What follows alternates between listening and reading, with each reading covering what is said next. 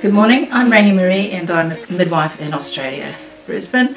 Now I'm going to go into a series where I'm going to talk about the different things that I use in a water bath. The first thing you need is a pool or a bath that's deep enough to submerge your tummy into. It needs to be deep so that you can float. Remember, the buoyancy lifts your tummy and just makes it a lot easier for you. Also, the reason why you need to submerge in the water is it just triggers off the receptors in your body that release oxytocin.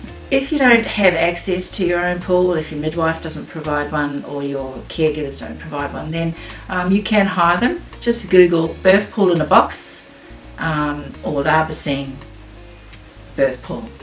They're sold all over the world. The other thing you need to consider is a pump to inflate the pools. You can use a manual pump if that's how you want to go, but I use an electric pump which only takes about 10 minutes to inflate the pool. It's a decent sized electric pump. There are other smaller pumps which take much longer, but this one, which is the Ozito pump. Another thing that you need is a hose that can reach between your water source and the pool. The hose that you need to think about needs to be a hose that has not been lying around outside your house. Remember, you're going to be giving birth, so you don't want anything in that water that may affect your baby or yourself. A new hose is the best thing.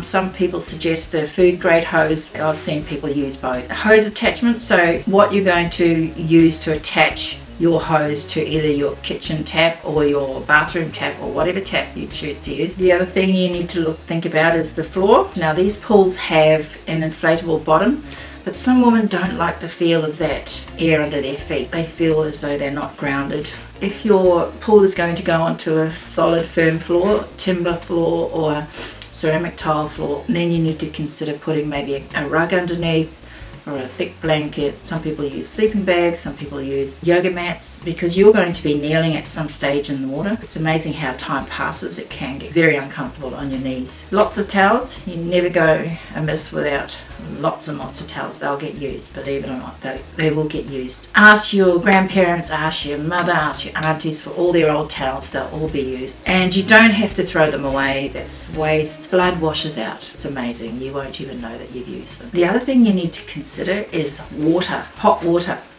particularly if it's the middle of winter or if you're in one of the old houses that only have small water systems.